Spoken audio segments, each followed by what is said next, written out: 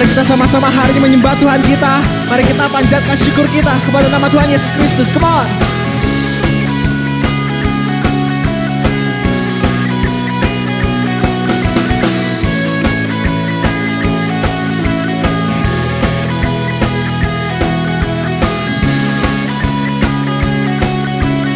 Mari kita sama-sama nyanyikan.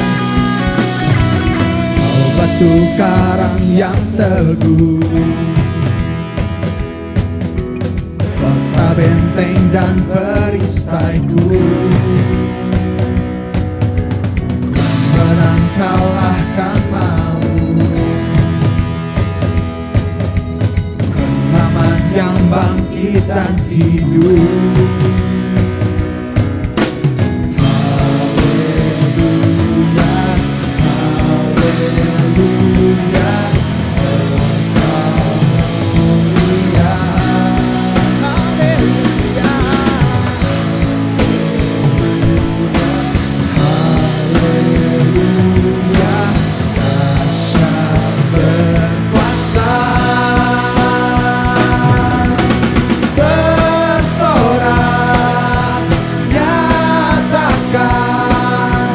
Yesus, Kaulah Tuhan, Kau Raja pemenang. Bersorak, masyurkan.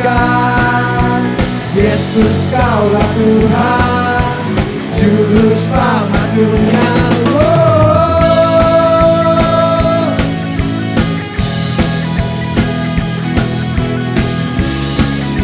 Mari kita bawa lagu ini sebagai pernyataan iman kita.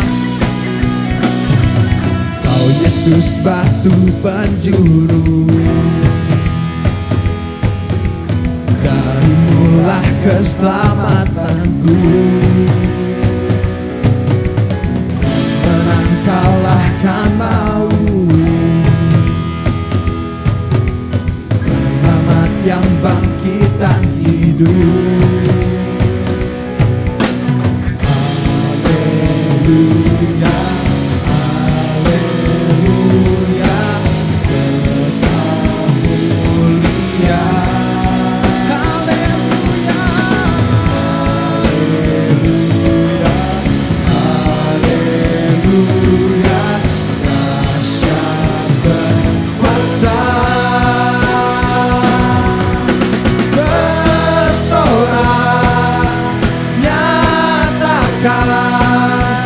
Yesus, Kaulah Tuhan, Kau Raja pemenang. Bersorak, masyurkan. Yesus, Kaulah Tuhan, Juru Selamat dunia.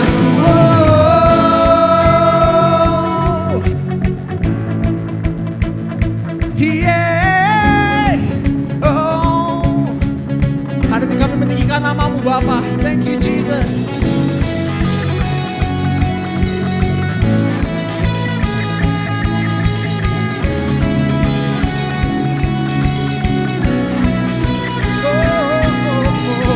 Agung dan perkasa, megah dan berdaya. Yesus Tuhan, Yesus Tuhan, tempat perlindungan, guru pertahanan. Yesus Tuhan, Yesus Tuhan, agung dan perkasa, megah dan berjaya. Yesus Tuhan, Sebut nama Dia. Yesus Tuhan, tempat perlindungan, guru pertahanan. Yesus Tuhan, Yesus Tuhan, bersorak, nyatakan.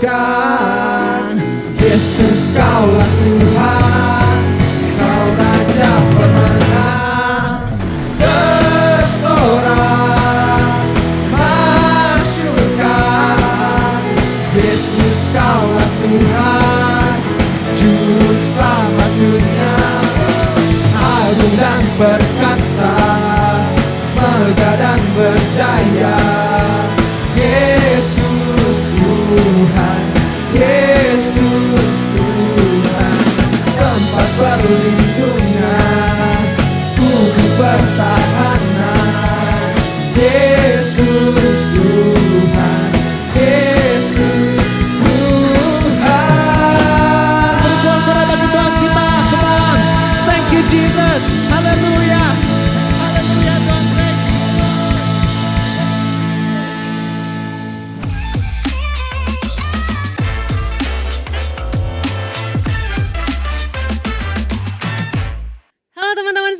welcome back to Radiant Student Online Service. Ibadah online buat kamu pelajar SMP dan SMA. Gimana kabarnya teman-teman seminggu ini? Saya harap teman-teman semua selalu dalam sukacita Tuhan dan dalam kondisi yang sehat. For the joy of the Lord is our strength. Teman-teman, kalau saat ini kalian sedang dalam perjuangan di sekolah, sedang dalam kondisi banyak tugas, banyak ulangan. Sebelum kita masuk dalam belajar kita lagi, mari kita datang pada Tuhan dan mendengar firman Tuhan. Mari kita berdoa. Kami bersyukur Tuhan untuk penyertaan-Mu selama seminggu yang sudah berlalu. Dan hari ini Tuhan kami memasuki minggu yang baru dengan kekuatan dari Tuhan. Kami berdoa biar firman Allah menyegarkan kami dan menuntun kami untuk hidup dalam sukacita Tuhan. Dalam nama Tuhan Yesus kami berdoa, amin. Kalau ngomongin kasih, ngomongin love, ngomongin suka-sukaan, kita merasa excited. Oh ya, pasti kalau ada berita-berita terbaru, si ini kayaknya lagi sama si ini deh. Kayaknya lagi deket sama si ini. Kita biasanya excited untuk ngomonginnya. Bahkan waktu kita lagi kekurangan kasih, kita lagi kurang kayaknya merasa ditolak, merasa crushnya diambil orang. Perasaan kita jadi acak-acakan. Perasaan kita berantakan dan bisa panjang deh buntutnya. Waktu kita sendiri kekurangan kasih, kita gak akan bisa mengasihi. Di Matius 22 ayat 39 dikatakan begini. Dan hukum yang kedua yang sama dengan itu ialah kasihilah sesamamu manusia seperti dirimu sendiri. Inilah inti dari kasih, love core. Love core itu ngomongin tentang kasih berdasarkan firman Tuhan. Yaitu yang pertama mengasihi diri sendiri, loving yourself. Yang kedua mengasihi sesama, loving others. Yang pertama mengasihi diri sendiri. Mengasihi orang lain sama seperti kita mengasihi diri sendiri, artinya siapa dulu nih yang dikasihi? Diri kita sendiri dulu atau orang lain dulu? Berdasarkan firman Tuhan, kita perlu mengasihi diri kita sendiri terlebih dahulu sebelum kita bisa mengasihi orang lain. Banyak yang gagal mengasihi orang lain, termasuk saya juga pernah gagal mengasihi orang lain dan masih terus belajar. Karena kita gagal mengasihi diri kita sendiri, itulah yang menyebabkan kita juga gagal mengasihi orang lain. Nah, kayak gimana sih loving ourselves itu? Kalau dari kata-kata ini teman-teman, mengasihi diri sendiri itu beda dengan memanjakan diri. Jadi bukan semuanya untuk kenyamanan saya. Mengasihi diri sendiri artinya kita menyadari bahwa yang pertama saya adalah anak Tuhan. I am a child of God. Di 1 Yohanes 3 ayat 1 dikatakan, lihatlah betapa besar kasih yang dikaruniakan Bapa kepada kita sehingga kita disebut anak-anak Allah dan memang kita adalah anak-anak Allah. Kita bukan cucu Tuhan, kita bukan tetangga Tuhan, tapi kita adalah anak Tuhan. Kita jadi anak Tuhan bukan karena usaha kita, bukan karena kita baik banget, bukan karena kita nggak pernah berdosa, selalu pelayanan, rajin, bukan. Tapi waktu kita menerima Tuhan Yesus untuk jadi juru selamat kita, sesimpel itu dan kita menjadi anak Tuhan. Hanya karena besarnya kasih yang dikaruniakan Allah kepada kita, maka kita menjadi anak Allah.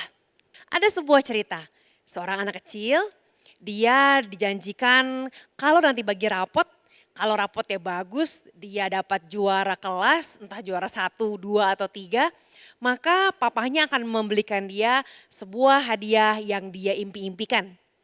This little boy dijanjikan nanti akan dibelikan mobil-mobilan dan dia sangat excited. Lalu suatu kali di sekolah dia melakukan sebuah kesalahan.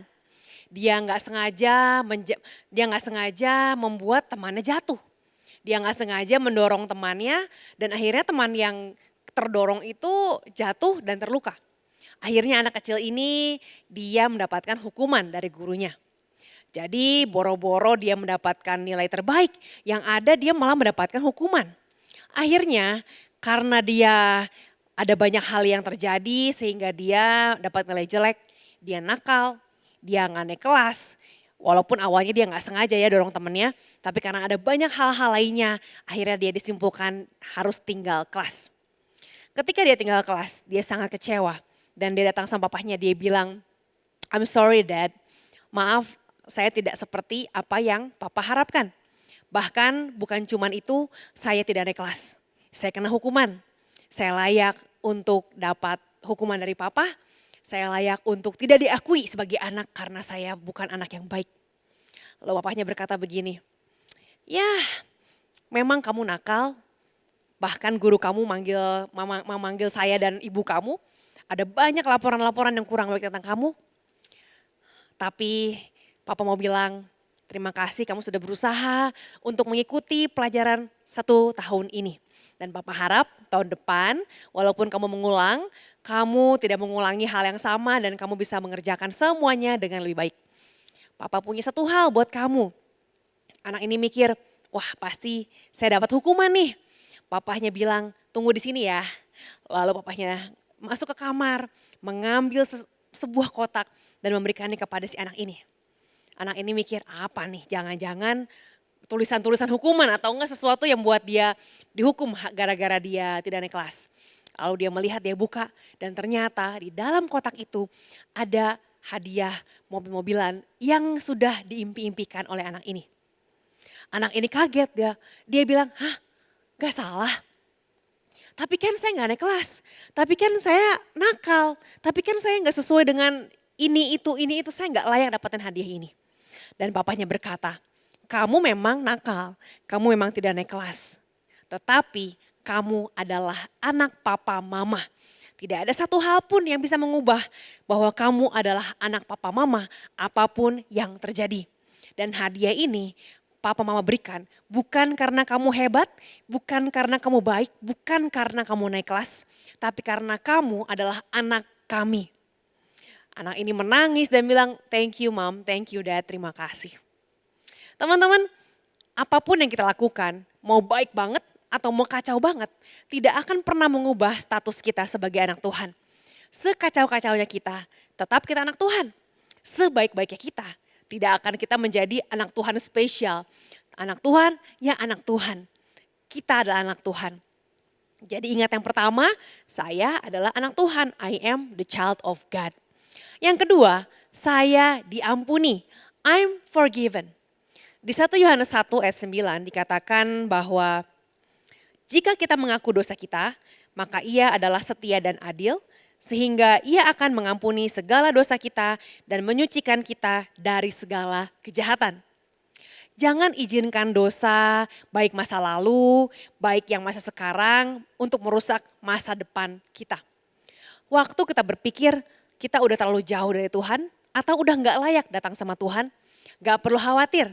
Akui dosamu dan Tuhan yang setia dan Tuhan yang adil akan mengampuni kesalahan-kesalahan kita. Dan sebaliknya, kalau kamu merasa gak perlu Tuhan, merasa gak butuh Tuhan, bertobatlah sekarang. Sekarang waktu yang tepat untuk kamu kembali sama Tuhan. Tidak ada dosa yang terlalu besar yang tidak bisa diampuni Tuhan. Dan tidak ada kebaikan yang terlalu besar sehingga bisa membuat kita terhapus dosanya dan membuat kita lebih disayang sama Tuhan. His love is enough for us. Kasihnya cukup bagi kita. Yang ketiga, kita harus ingat bahwa tubuh saya adalah bait Allah. My body is a temple of the Holy Spirit. Di 1 Korintus 6 ayat 19 dikatakan, atau tidak tahukah kamu bahwa tubuhmu adalah bait Roh Kudus yang diam di dalam kamu, Roh Kudus yang kamu peroleh dari Allah dan bahwa kamu bukan milik kamu sendiri. Teman-teman, tubuh kita saat ini bukan milik kita, tapi ini adalah tempat tinggal Roh Kudus. Berarti punyanya Roh Kudus. Dia bukan nyewa, dia bukan ngekos dalam tubuh kita. Karena dia telah membeli tubuh kita dengan darahnya waktu ia mati di kayu salib. Waktu kita menyadari bahwa tubuh kita adalah bait Roh Kudus, kita akan mikir 1000 kali sebelum melakukan hal-hal yang merusak tubuh kita. Misalnya, makan gak teratur, tidur gak teratur, atau makan yang pedas-pedas, padahal udah tahu punya sakit mah. Sering tidur subuh nonton drakor atau main game. Dan hal-hal lain yang kalian pasti udah tahu kalau ini merusak tubuh kita. Kita gak bisa mengatakan gimana gue, badan juga badan gue ini. Karena ini bukan badan kita, justru kita yang nyewa. Kita yang membuat pilihan bahwa kita pakai tubuh ini untuk melakukan hal-hal yang memuliakan nama Tuhan, yang membuat Tuhan senang. Nah sekarang yang kedua, tentang mengasihi sesama. Tadi kita ngomongin tentang loving ourselves, Yang kedua, loving others. Setelah kita belajar untuk mengasihi diri sendiri, barulah kita bisa mengasihi sesama kita manusia.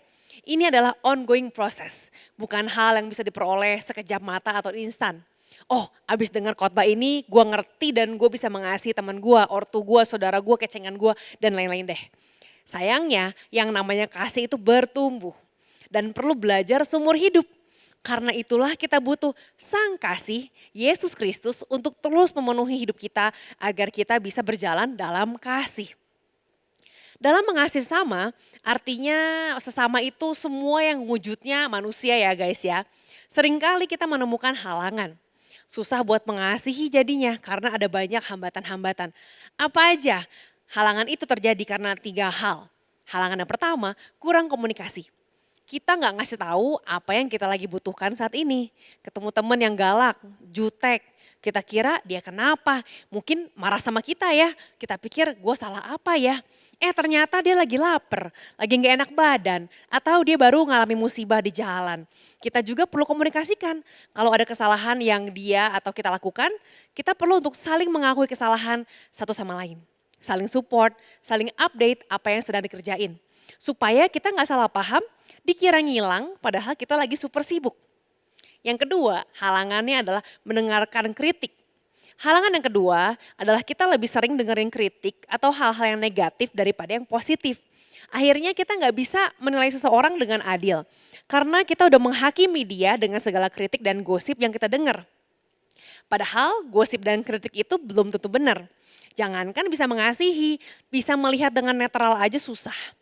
Yang ketiga, kesombongan atau pride atau nggak peka. Kesombongan ini bisa juga dalam bentuk gengsi. Gengsi nyapa duluan, gengsi senyum duluan, gengsi nawarin bantuan duluan. Bisa juga dalam bentuk nggak peka, karena kita sibuk mikirin diri kita sendiri dan kita jadi nggak sadar kalau sebenarnya teman kita, saudara kita, orang tua kita atau orang di sekeliling kita ini lagi butuh bantuan kita atau perhatian kita. Dari 3 halangan tersebut, mana nih yang pernah kalian alami? Kurang komunikasi, terlalu dengerin kritik atau gosip, atau gengsi kita yang kegedean.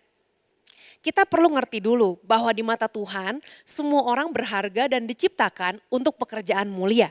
Saya mau ajak teman-teman buat switch cara pandang dari cara pandang kita ke cara pandang Tuhan yang memandang setiap orang berharga. Yang perlu kita lakukan supaya kita bisa mengasihi sesama adalah yang pertama, don't judge. Matius 7 mengatakan,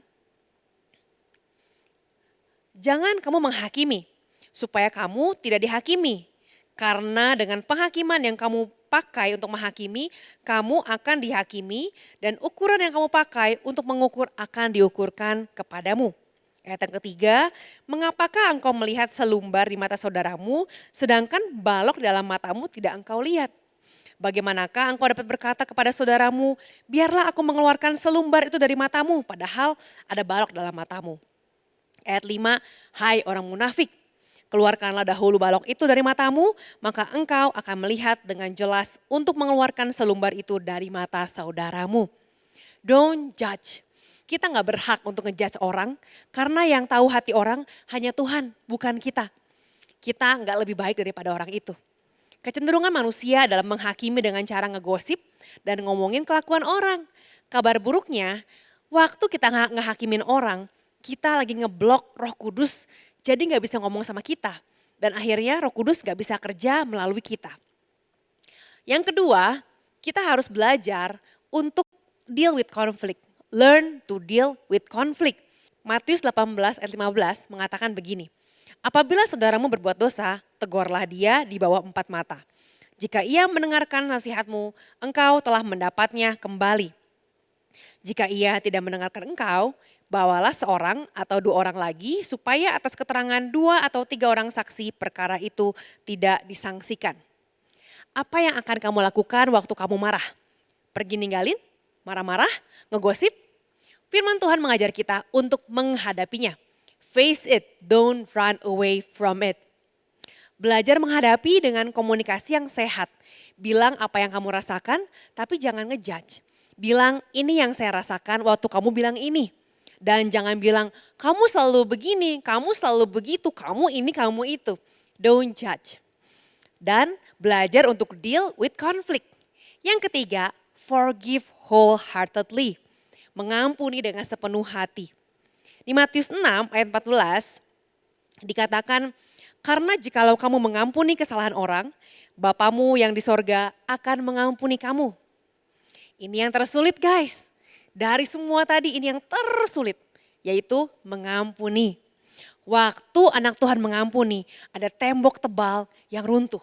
Dan tembok itu hanya kita yang bisa meruntuhkannya, yaitu dengan mengampuni. Ketika tembok itu runtuh, berkat Tuhan dapat mengalir dengan bebas. Gak ada lagi penghalang. Damai sejahtera, sukacita akan mengalir dan hati kita rasanya ringan. Iblis gak kepengen kita mengampuni, karena waktu kita mengampuni, kita bebas dari ikatan kebencian, kita diberkati dan iblis gak mau kita diberkati. Jadi dia akan berusaha untuk melumpuhkan anak-anak Tuhan dengan membuat mereka terikat kebencian dalam waktu yang sangat lama. Di 1 Korintus 13 ayat 5 dikatakan, ia tidak pemarah dan tidak menyimpan kesalahan orang lain. Waktu kita mengampuni, kita sedang melakukan firman Tuhan, yaitu enggak menyimpan kesalahan orang lain. Tentu ada berkat rohani dari Tuhan yang akan mengalir karena berkat itu mengalir dari tempat yang tinggi ke tempat yang rendah. Kalau kita tinggi hati, tentu sulit untuk berkat itu mengalir. Namanya air mengalir dari tempat yang tinggi ke tempat yang rendah. Kalau hati kita rendah hati, kita merendahkan hati kita di hadapan Tuhan, maka berkat Tuhan mengalir dari tempat yang tinggi, yaitu dari surga mengalir kepada kita. Tapi kalau kita meninggikan hati kita dan mengatakan, gua gak salah, harusnya dia yang minta maaf sama gua gak rela, gua gak sudi ngampunin dia. Karena dia udah berulang kali berbuat seperti ini kepada gua. Akhirnya kita meninggikan posisi kita dan berkat Tuhan sulit untuk mengalir. Teman-teman, seperti air yang mengalir dari tempat tinggi ke tempat rendah. Seperti itulah ketika kita mengampuni, artinya kita merendahkan hati dan artinya kita siap menerima berkat Tuhan. Lebih dari segalanya, Tuhan ingin agar kita memberi diri kita tiap-tiap hari kepada Tuhan. Dengan kita datang pada Tuhan setiap hari, kita menjadikan dia sungguh-sungguh Tuhan atas hidup kita dan bukan tambahan pelengkap. Waktu kita bangun pagi hari, kita bilang sama Tuhan, Tuhan, hariku adalah milikmu. Kita jaga relasi kita sama Tuhan sebagai prioritas tertinggi dalam hidup kita. Dan percaya akan janji-janji Tuhan sekalipun kita sedang berada di tengah-tengah tekanan dari banyak orang. Melangkah dengan iman, kasihilah Tuhan Allahmu dengan segenap hatimu. That's how we learn how God's love is. Love core. Love core itu bukan masalah tentang warna pink. Bukan masalah tentang hal yang berbentuk hati dan lucu-lucu. Bukan masalah tentang kita mau berbuat baik, memberikan sesuatu. Tapi tentang kita mengenal Tuhan, mengasihi diri kita sendiri dan mengasihi sesama kita. Saya mau ajak teman-teman. Yang pertama, kalau kamu belum pernah menerima sang kasih, yaitu Yesus Kristus. Ini waktunya untuk kamu memutuskan untuk mengasihi Tuhan. Menerima Yesus sebagai Tuhan dan Juru Selamat dalam hidupmu. Dan yang kedua, kalau kamu ingin untuk belajar mengasihi dirimu sebelum kamu mengasihi orang lain. Ini adalah waktunya. Mari kita berdoa. Tuhan Yesus, kami berdoa untuk setiap teman-teman yang rindu untuk mengundang sang kasih Yesus Kristus untuk masuk dalam hidup mereka, menjadikan Yesus Kristus Tuhan dan Raja Juru Selamat atas hidup mereka. Kami minta Tuhan biar pengampunan mengalir, pengampunan dari Tuhan mengalir sehingga mereka pindah dari kerajaan kegelapan kepada kerajaan terang, dan dengan diampuni mereka juga mampu untuk mengampuni orang-orang lain yang bersalah kepada mereka. Kami terima keselamatan di dalam nama Tuhan Yesus. Kami juga berdoa Tuhan, ajar kami anak-anak-Mu untuk kami terus belajar mengasihi diri kami sendiri sebagaimana Tuhan mengasihi kami. Ajar kami untuk tidak ngejudge orang, ajar kami untuk melihat sebagaimana Tuhan melihat. Dan ajar kami untuk belajar deal dengan orang-orang yang ada di sekitar kami. Tolong kami Tuhan semakin hari semakin bijak dan melangkah dengan hikmat Allah. Kami bersyukur atas ibadah hari ini dan saat ini jemaat Allah. Angkatlah tanganmu, terimalah berkat Allah dalam nama Bapa, Putra dan Roh Kudus. Biar berkat Allah yang menjadikan kau berhasil dalam setiap hasil usahamu. Sehingga Tuhan Allah yang menetapkan langkah-langkahmu dan majulah dalam masa depan bersama dengan Tuhan. Terima berkat Allah, semua anak Tuhan yang sudah menerima berkat Allah. Sama-sama kita katakan, amin. Teman-teman, kalau kamu mau untuk didoakan lebih lanjut, kamu bisa scan QR code di bawah ini. Ada pendoa yang siap untuk mendoakan kalian. So happy weekend, God bless you.